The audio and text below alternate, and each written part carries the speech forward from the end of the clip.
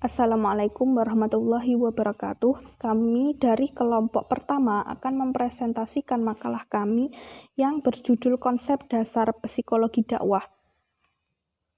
Pengertian psikologi dakwah. Psikologi berasal dari bahasa Yunani, terdiri dari dua kata yaitu psyche dan logos. Psyche berarti jiwa, sedangkan logos berarti ilmu. Dalam kamus bahasa Inggris Oxford Dictionary, psyche memiliki arti soul atau jiwa, mind atau pikiran, dan spirit atau roh. Dalam kamus besar bahasa Indonesia, psikologi adalah ilmu yang berkaitan dengan proses mental, baik yang normal maupun abnormal serta pengaruhnya pada perilaku. Dapat disimpulkan bahwa pengertian psikologi menurut bahasa adalah ilmu yang mempelajari tentang proses mental.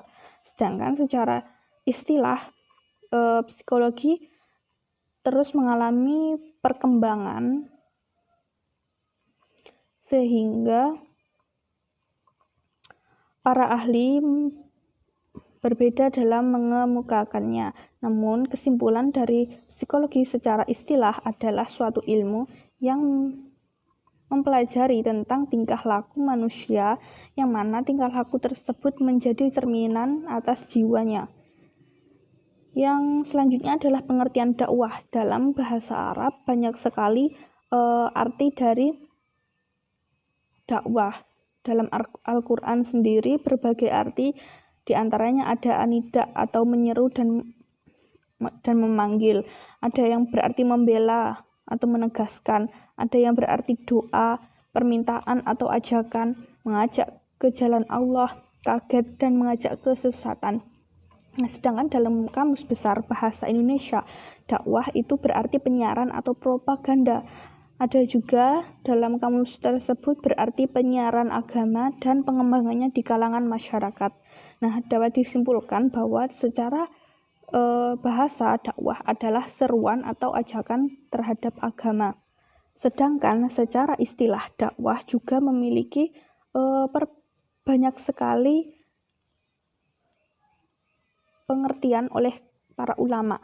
Namun dapat kami simpulkan dari berbagai pengertian tersebut bahwa dakwah secara istilah adalah seruan atau ajakan kepada manusia agar menuju jalan Allah dan dia akan memperoleh kebahagiaan baik di dunia maupun di akhirat.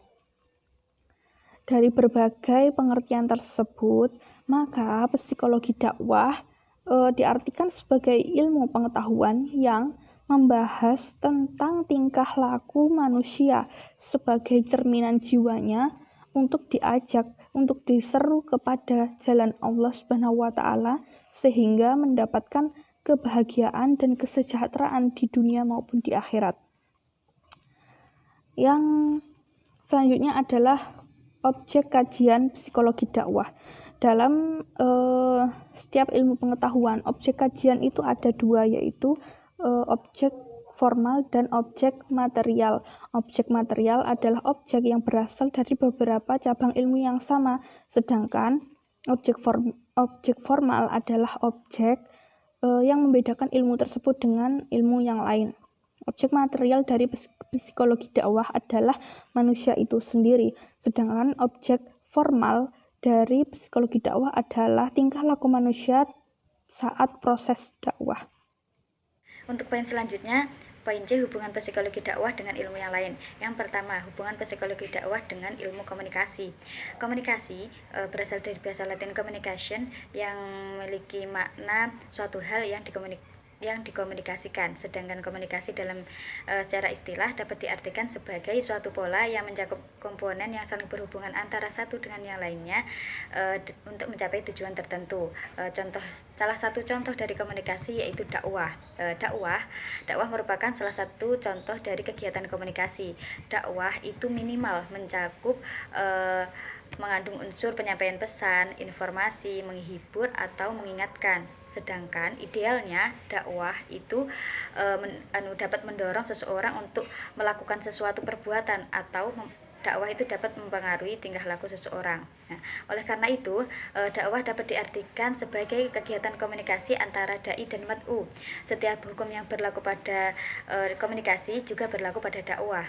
Adapun perbedaan antara komunikasi dan dakwah terdapat pada muatan pesannya. Dalam kegiatan komunikasi, muatan pesannya bersifat netral, sedangkan dalam kegiatan dakwah muatan pesannya harus mengandung nilai keteladanan. Seorang dai tidak hanya berperan sebagai komunikator saja, tapi juga sebagai motivator dan suri tauladan, sehingga seorang dai itu dituntut agar apa yang dilakukan dalam kehidupan sehari-harinya sesuai dengan apa yang disampaikan.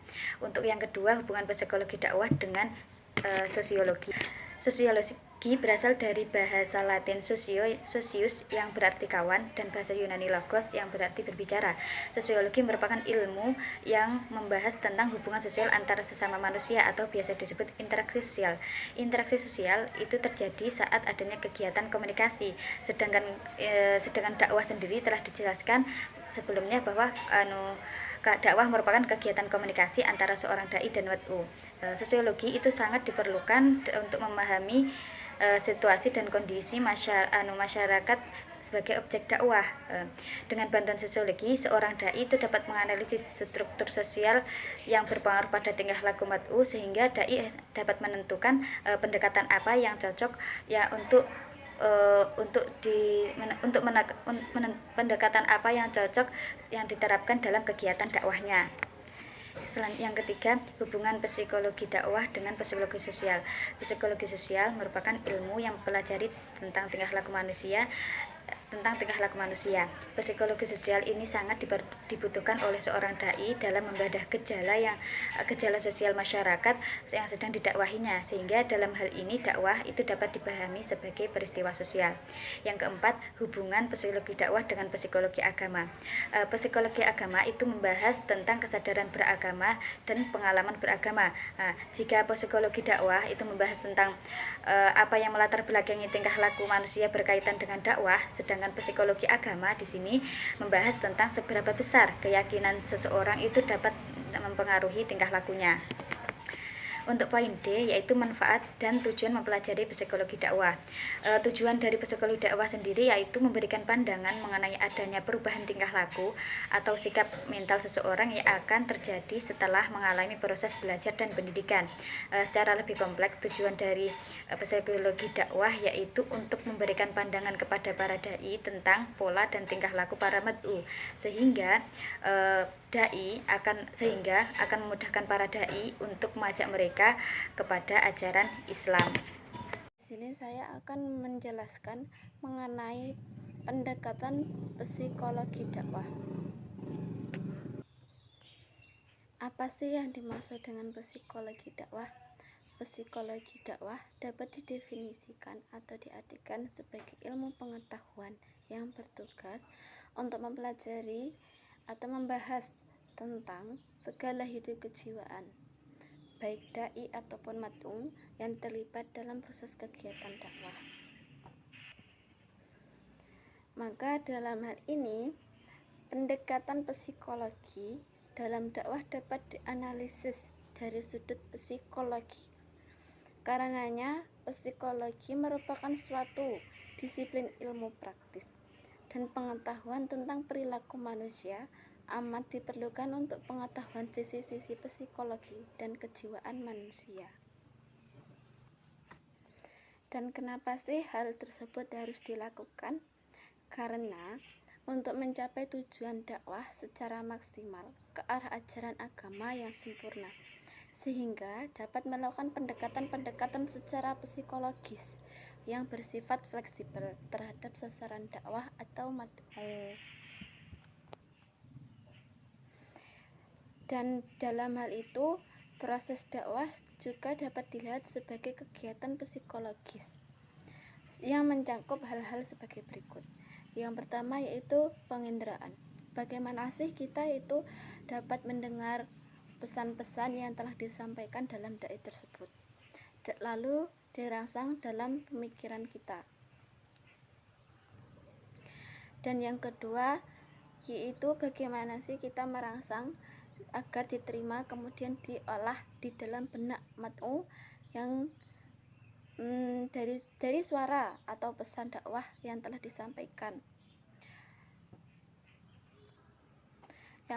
disampaikan oleh dai itu, padahal yang dimaksudkan adalah A, tetapi kesimpulan mat'u boleh jadi B atau C. Dan yang ketiga yaitu untuk merespon terhadap ceramah atau seruan ajakan dai, semisal dengan tepuk tangan, berteriak, dan adapun dalam hal itu juga ada yang mengantuk karena bosan kemudian meninggalkan ruangan. Yang keempat, setelah itu barulah hadirin akan merespon terhadap ajakan dai, dan respon dari hadirin itu merupakan umpan balik bagi dai.